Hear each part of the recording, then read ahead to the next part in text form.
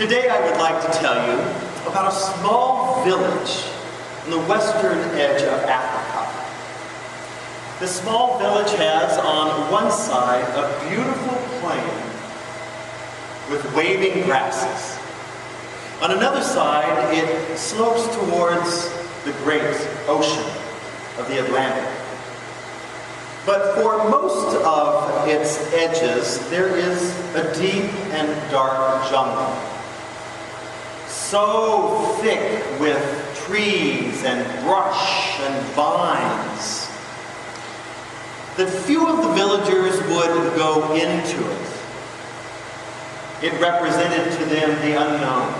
And why would you go into the jungle when you had such a beautiful plain in which to farm and find game, and an ocean that you could find fish and recreation? So this village flourished. Only there was one odd thing about this particular village that those who visited could not figure out. The lines on the faces of the folks who lived in this village were those wrinkles that seemed to come more from frowns than from smiles. And in fact, most of the villagers, if they were honest with you, would tell you that they were sad most of the time. That even though they had all they needed at their fingertips, they were nonetheless sad. The one exception, and the one who actually brought some joy into their lives, was a woman. Few knew her name, but she seemed to have a contentment that almost no one else in the village had. It was said of this woman, who was old in age and yet young in spirit, that she had a magic sack of smiles. Everyone imagined in their minds a big burlap bag full of joy and smiles. For when they came into contact with her, their spirits were lifted. It wasn't what she said necessarily, or what she did. She certainly wasn't wealthy and distributed money to make them happy. She wasn't so smart and didn't give them wisdom that they could then earn a living on. And it wasn't that she was particularly famous. They didn't even know her name. But when they were near her, they smiled. Just a little more than usual. Well, one day, as history would have it, they did not see the woman on her regular chores and her daily errands. Now, they didn't worry so much about this because she was the only one that would wander into the jungle. And so we thought that maybe this was one of her trips into the jungle.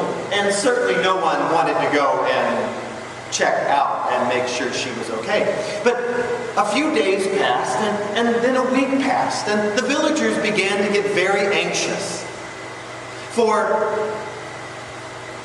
not her sake necessarily, but there was a palpable sadness that was even greater when she was gone. And so finally the village elders got together and decided to enter into her shack, into her home. She was not there. And in fact, it looked like any one of our homes when we had just left to go to the market. Now the villagers couldn't help themselves. They began to look for the sack of smiles. They knew it had to be there. And they looked everywhere.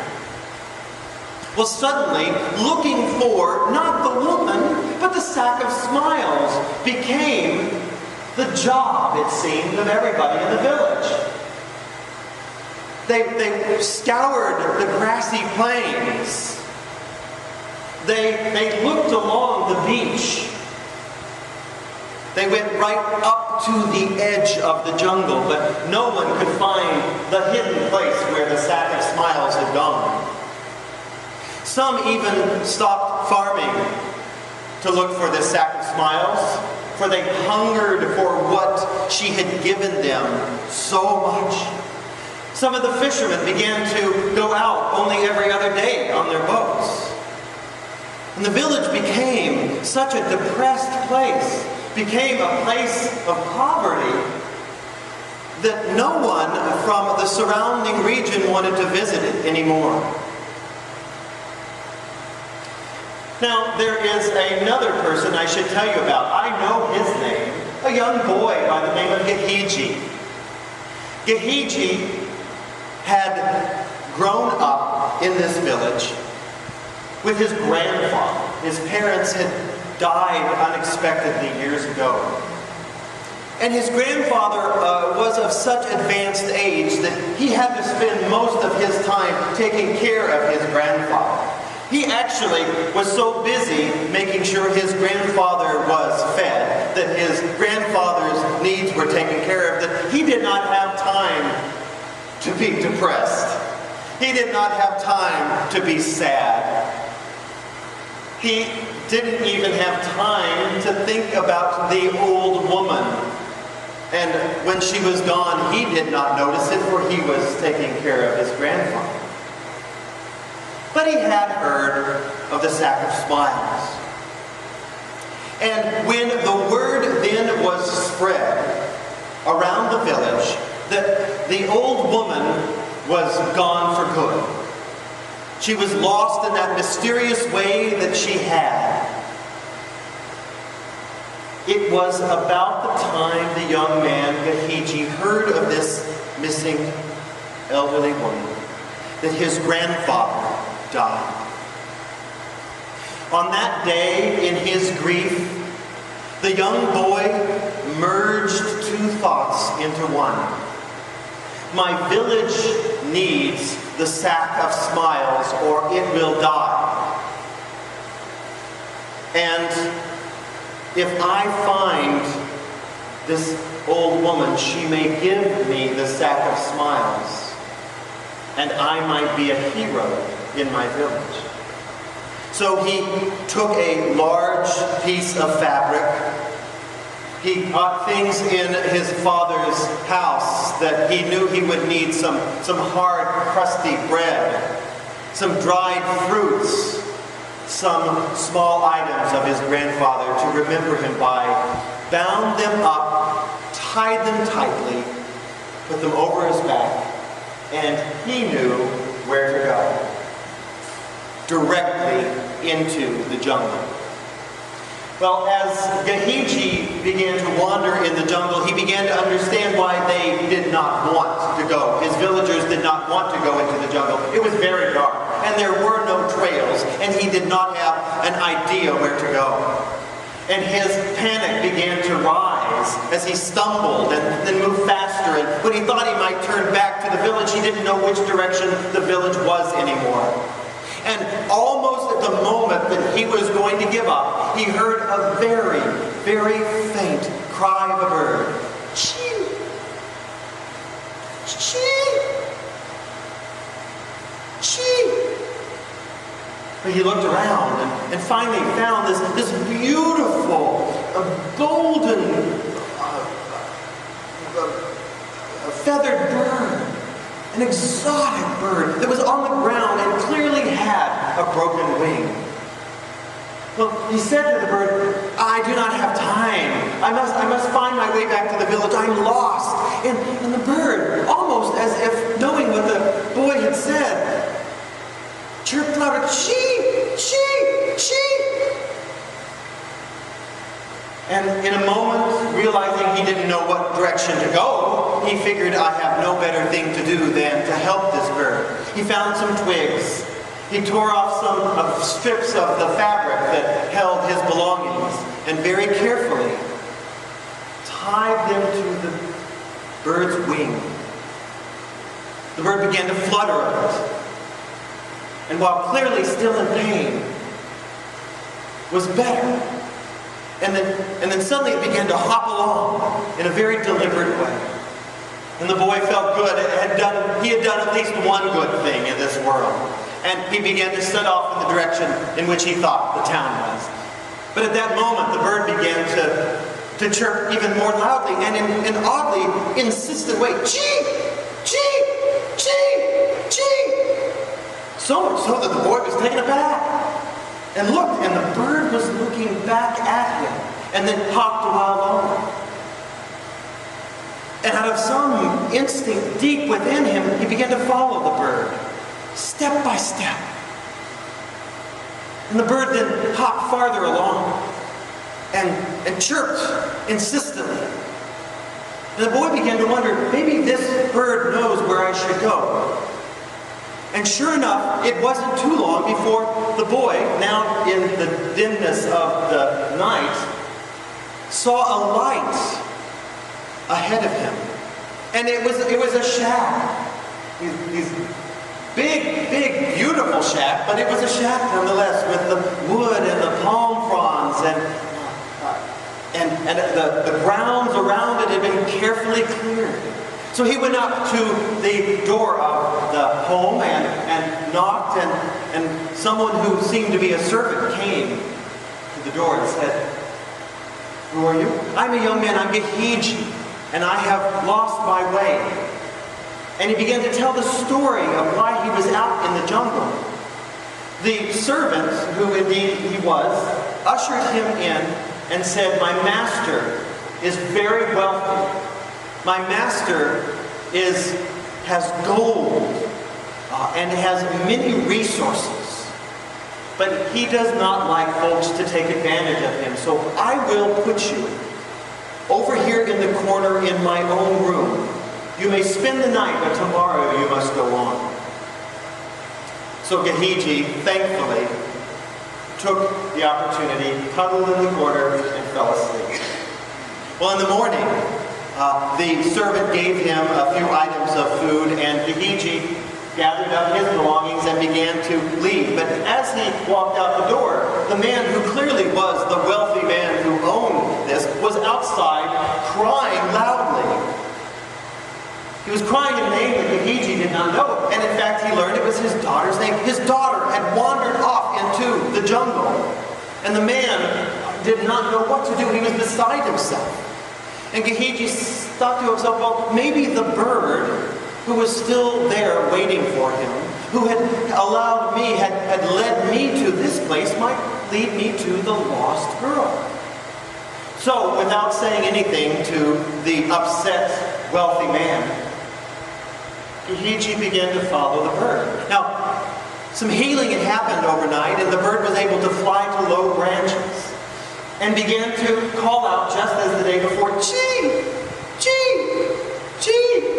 And sure enough, branch to branch, tree to tree, bush to bush, suddenly, Gehiji saw at the base of a palm tree the rumbling leaves, and saw a small girl who had covered herself up trying to stay warm through the night.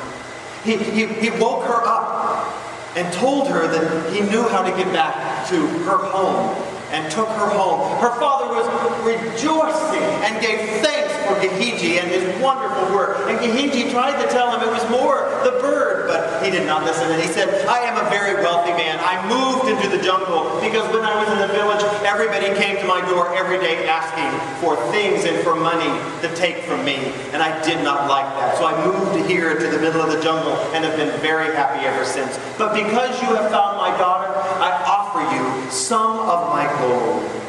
And Gehiji said, "No, thank you. Gold will not do me well in the jungle. I am off to find the sack of smiles, because I believe that will save me in my village." And he went on. Well, as he was following the bird, wondering where he might take him next, where this great adventure might go, they came across another home, equally grand, and also having a servant. Well, Gehiji introduced himself to the servant and told his story again.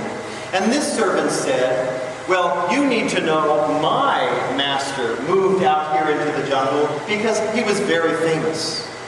And everyone liked to hang on to him as he walked through the village with his fine robes because they if they were close to him, they too would be considered famous and great one day. Well, once again, the servant found a place for Gehiji in his room, and Gehiji slept the night. And in the most odd way, as he woke in the morning, he heard the cries of the master. The master was out, wandering in the edge of the jungle near their home, calling out a boy's name. And in fact, of all things, his son had wandered off while playing in the wilderness, in the jungle. And Gehiji knew immediately what to do, wondering whether or not this was some greater plan. And he told the man not to worry, that he and his fine bird would find the boy. And sure enough, the bird, now able to fly, much stronger, from tree to tree, so much so that Gehiji had to run. And sure enough, almost as if not knowing what was going on, a small boy was playing with stones in a pond nearby. And Gehiji said, "Do you not know your father is worried sick about you?" And the boy said, "I imagine so, but I do not know how to get home." So together the two boys, Gehiji and this young boy, found their way back. And this very famous man said, "Thank you so much. I did not know what to do. I do not have any gold to give you, but I do have my good name. You should take my name, and when you return to the village, use it, and folks will honor you as they once honored me." And Gehiji said, "No need to, sir. The only thing I need is your appreciation." And he turned without ever hearing the man's name and began back into the jungle. Well, now he knew what was happening. Somehow he had been called to be finder of lost souls, that his life was now bound with this beautiful plumed bird. And together, almost in tandem, they began to run and fly and dance through the jungle without one accord, without worry. And they came across another home. This one was much more modest. This one did not have a servant to come meet him, but in fact, the woman who lived there came and greeted him. She had a certain look in her eyes of wisdom and of knowledge. And when she ushered Gehiji into her home, there were scrolls everywhere. There was paper everywhere. There were books bound very carefully.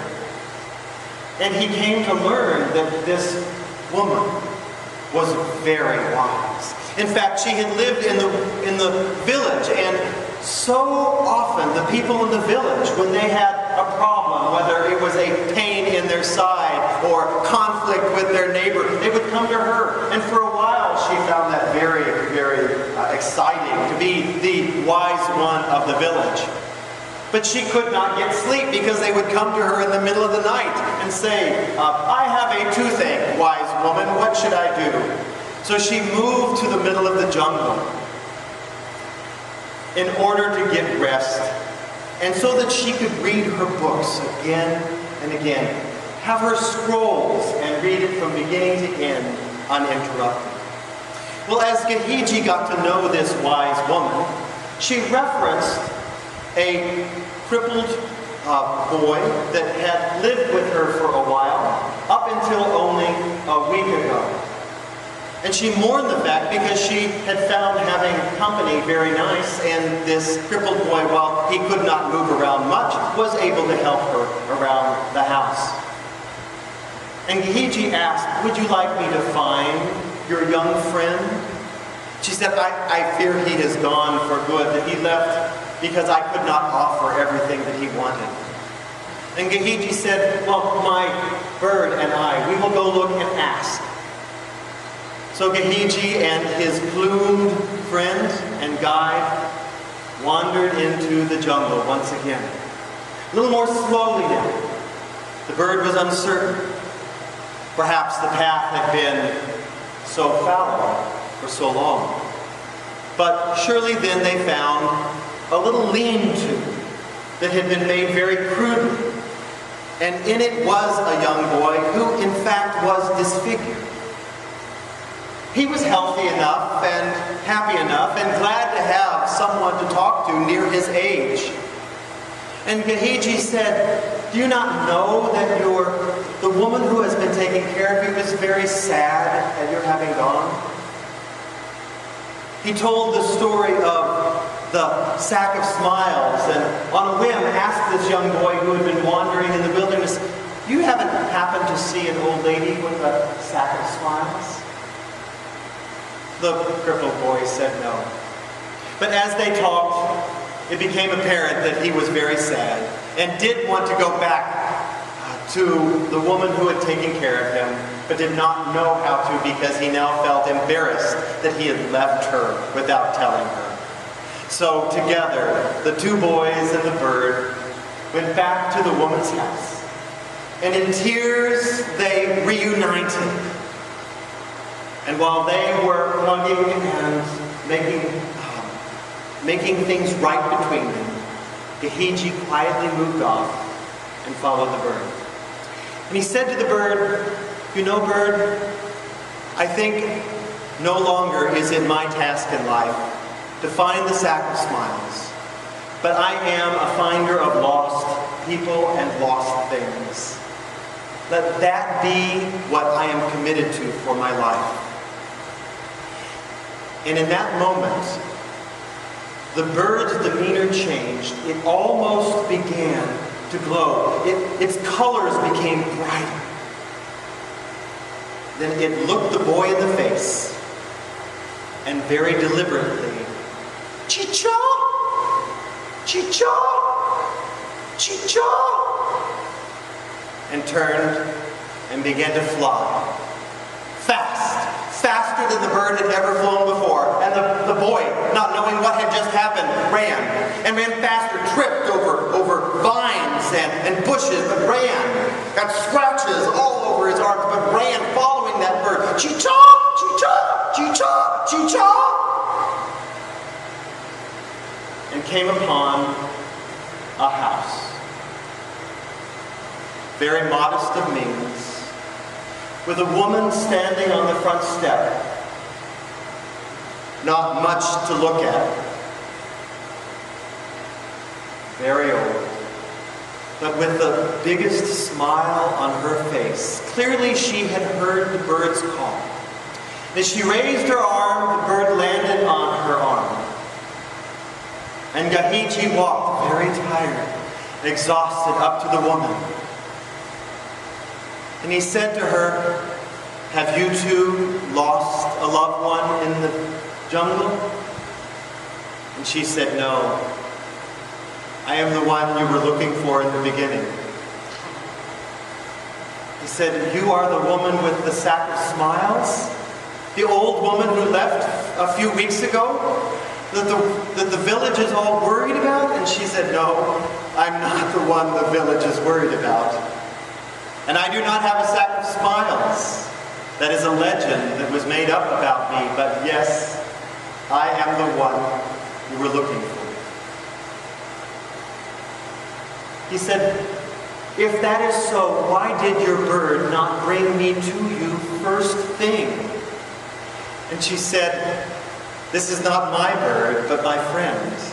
And my friend knows that if there is someone who is looking for me, I do not want to meet them. There are people who are looking for gold. There are people who are looking for fame and fortune. There are people who are looking for wisdom's sake. There are people who are looking for smiles and happiness.